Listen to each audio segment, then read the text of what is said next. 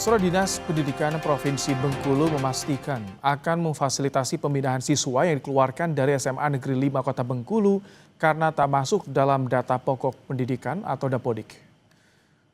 PLT Kadis Pendidikan Provinsi Bengkulu menyebut para siswa yang tak masuk dalam Dapodik akan dipindahkan ke sekolah yang masih memiliki kuota untuk menerima siswa. Namun mereka tak bisa lagi bersekolah di SMAN 5. Sementara terkait temuan Ombudsman soal adanya maladministrasi SPBM di SMAN 5 Kota Bengkulu, pihaknya akan melakukan evaluasi. Kita lakukan sesuai dengan sekolah yang tetap memiliki daya tampung. Ya. Jadi kita lihat nanti di akhirnya beberapa sekolah yang masih memiliki daya tampung, tentu kita arahkan siswa-siswa ini ke sekolah yang memiliki daya tampung. Semua siswa yang berada di sekolah SMA 5 itu tentu kita data nantinya. Dan daya tampung yang berada di dekat dengan domisili mereka itu yang akan kita salurkan mereka distribusikan. 12 dari 72 siswa SMAN 5 Bengkulu yang dikeluarkan dari sekolah tetap bertahan ikut pelajaran di sekolah, namun mereka mendapatkan perlakuan yang tidak menyenangkan dari pihak sekolah. Meski telah dikeluarkan dari sekolah, 12 dari 72 siswa yang dikeluarkan dari SMA Negeri 5 Bengkulu masih menuntut hak mereka untuk kembali bersekolah. Namun perjuangan mereka tidaklah mudah. Mereka harus belajar mandiri dengan berpindah-pindah tempat, seperti di perpustakaan sekolah, kantin sekolah, hingga rumah kuasa hukum mereka. Di tengah upaya untuk tetap belajar, para siswa juga mendapat perlakuan tidak menyenangkan dari pihak sekolah. Seperti diusir dari ruang kelas hingga perpustakaan. Padahal tak banyak yang diinginkan oleh 12 siswa ini. Hanya ingin bersekolah di tempat mereka mendaftar. Dan urusan kami di situ hanya belajar. Setelah itu, kami dipermalukan oleh kepala sekolah di depan umum, di depan teman-teman. Dan itu hal yang gak wajar buat kami dipermalukan seperti itu. Setelah itu kami diusir dari kelas, kami diusir ke perpustakaan untuk belajar di perpustakaan. Setelah di perpustakaan, kami diusir secara halus oleh pihak perpustakaan dan sehingga kami belajar di kantin. Kami dipermalukan di halayak ramai. Kepala Sekolah SMA Negeri 5 Bengkulu Bihanuddin mengaku, saat itu ia telah meminta operator SPMB untuk melakukan proses daftar ulang kepada 432 siswa yang diterima sesuai jumlah data pokok pendidikan. Namun permintaan itu tak diindahkan operator SPMB, sehingga 72 siswa yang sejak awal tidak diterima di SMAN 5 Bengkulu tetap lolos. Jadi, waktu penerimaan mereka mendaftar secara resmi itu, status mereka ini tidak diterima. Nah, tidak diterima inilah mereka menemui operator ini bagaimana supaya bisa masuk ke SMA 5. Nah, mereka menemui ini baik secara langsung ataupun dengan perantara langsung di rumah operator, tidak di sekolah. Nah, kalau mereka mengatakan bahwasanya mereka itu diterima secara resmi di SMA 5 itu nonsen. Bohong. Ombudsman menemukan adanya maladministrasi berupa penyimpangan prosedur penerimaan siswa yang dilakukan kepala sekolah dan juga panitia penerimaan siswa. Ombudsman langsung menyerahkan rekomendasi kepada Gubernur Bengkulu untuk memberikan sanksi kepada sekolah dan juga Dinas Pendidikan karena dianggap lalai dalam proses SPMB. Tim Liputan Kompas TV Bengkulu. Kita ke sorotan lain, saudara, kasus balita terinfeksi cacing kembali terjadi, kali ini di Bengkulu.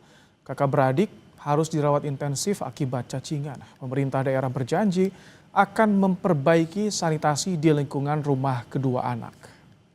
Untuk ini kirim sama dokter anak. Seorang anak balita berusia 1 tahun terbaring lemah di Rumah Sakit Umum Daerah Tais Seluma, Bengkulu. Ia dibawa orang tuanya setelah mengalami demam disertai batuk yang tak kunjung sembuh selama 4 hari. Warga desa Sungai Petai, Kecamatan Talo Kecil, Kabupaten Seluma, Bengkulu itu mengeluarkan cacing gelang dari mulut dan hidungnya. Setelah menjalani perawatan intensif, ditemukan larva di paru-paru balita tersebut. Pihak rumah sakit mendiagnosa anak balita itu mengalami cacingan dan secara fisik memiliki ciri-ciri anak kekurangan gizi.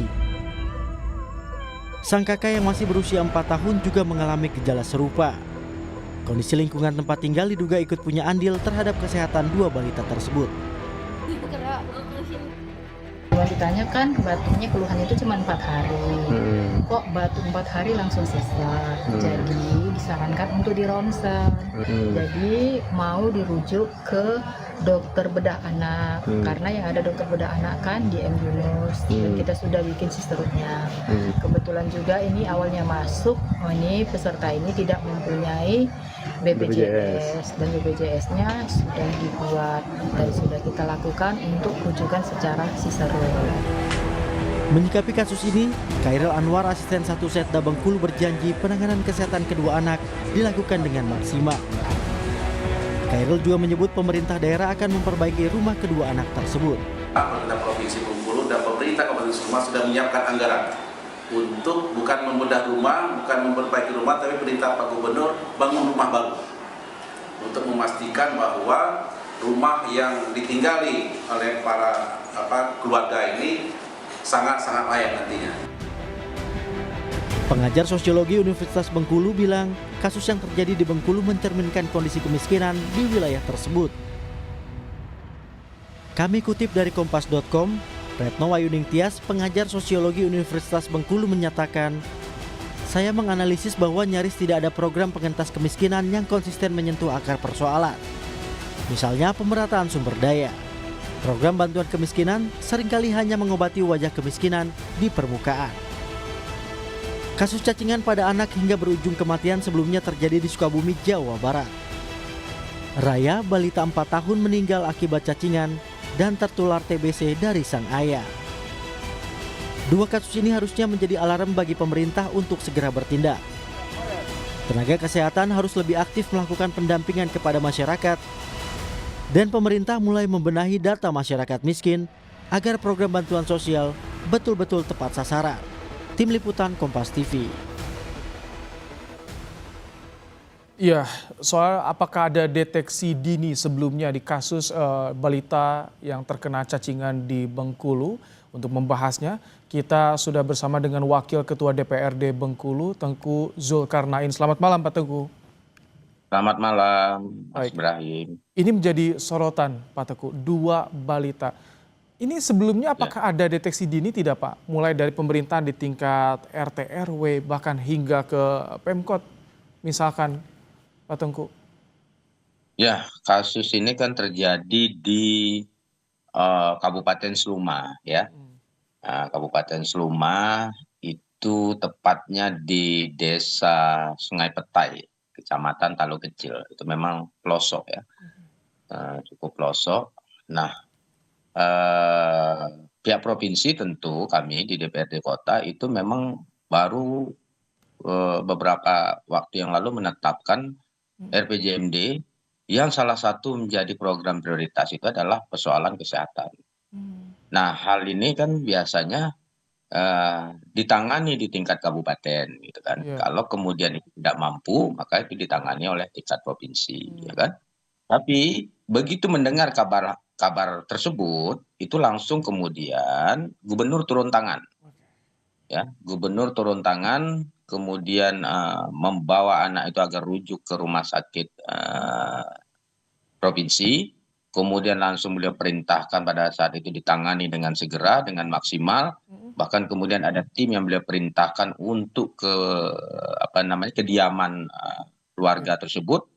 Langsung saat itu juga, karena saya juga kemudian ikut serta di sana, beliau perintahkan juga gunakan anggaran yang tersedia untuk membangun rumah yang layak huni. Nah, itu langsung beliau perintahkan begitu, karena programnya di provinsi itu memang sudah salah satu prioritas. Tapi Pak Teguh, sebelumnya Ibu balita apakah sudah pernah melapor juga ke tingkat RT atau desa misalkan dengan kondisi keluarganya, kondisi anaknya yang kan berat badannya tidak ideal? Sebenarnya itu kan harusnya sudah dideteksi sejak awal sebelum ia melaporkan ada keluar cacing itu. Ya, sepertinya tidak, karena memang itu daerah yang pelosok, mungkin kurang tersentuh ya oleh kemudian perhatian di pemerintah setempat. Beda kalau di kota Bengkulu misalnya, kan itu kan ibu kota, itu kan setiap minggu rutin ada posyandu sehingga bisa terdeteksi kan. Tapi kalau di desa-desa ini yang sering kemudian terabaikan oleh pemerintah setempat terkait kemudian pelayanan-pelayanan kesehatan itu. Jadi Oleh karena kedepannya itu, akan Pak, disisir tuh Pak Teguh. Jadi ketika melihat kasus ini artinya di daerah-daerah pelosok akan mulai disisir, digencarkan kembali posyandu untuk memantau perkembangan gizi anak-anak di sana? betul. Jadi ya setelah mendengar kasus tersebut dan penindakan dengan cepat sekali oleh gubernur saat itu, kemudian saya juga berkomunikasi dengan beliau agar kemudian Pak Gubernur kemudian menerbitkan semacam instruksi gubernur atau surat edaran gubernur kepada seluruh kepala daerah tingkat 2 agar kemudian melakukan semacam monitoring terkait hal-hal yang tersebut ya. Jadi Oke. bukan hanya persoalan cacingan, tapi banyak hal persoalan kesehatan yang lainnya yang kemudian harus kemudian dimonitoring dengan ketat oleh Tapi ini kan pemerintah. walaupun pelosok tentu mereka juga punya hak untuk dimonitor bagaimana perkembangan kesehatannya. Kendalanya apa sih? Laporan dari Pemkab ataupun juga pemerintah di kecamatannya, Pak Tengku, kendalanya apa? Sehingga memang sulit sekali untuk bisa memantau daerah-daerah di pelosok. Ya, jadi kendala harus kita akui bahwa infrastruktur yang pertama, kadang-kadang untuk masuk ke pelosok tersebut itu memerlukan perjuangan yang luar biasa ya. Karena infrastruktur jalannya memang rusak, bahkan kadang-kadang tidak ada. Jadi hanya jalan setapak, kadang-kadang jalannya lumpur dan sebagainya. Kemudian yang kedua adalah fasilitas kesehatan itu sendiri. Jarak antara dusun itu ke pusat kesehatan, apakah itu puskesmas, bahkan rumah sakit itu juga jauh dan harus ditempuh kemudian berjam-jam. Itu banyak yang terjadi di Bengkulu. Oleh karena itu kan ada program yang kita lakukan adalah program infrastruktur jalan dari provinsi agar kemudian menembus pelosok-pelosok ini, kemudian program ambulan gratis di seluruh desa sehingga Baik, ini bisa menjangkau cepat. Gitu. Nah ini yang baik. kemudian sudah kita maksimalkan di tahun ini ada 130 ambulan yang kemudian sudah dibagikan, kemudian infrastruktur jalannya ada 500 miliar dari kebutuhan 2,5 Baik. triliun. Jadi kami pastikan kembali korban atau balita yang terkena cacingan sudah ditangani, sudah dirawat di rumah sakit juga. Semoga tidak ada lagi kasus seperti ini ditemukan. Terima kasih Pak Wakil Ketua DPRD Bengkulu, Pak Teguh Zulkarnain, Terima kasih. telah bergabung di program Kompas Malam.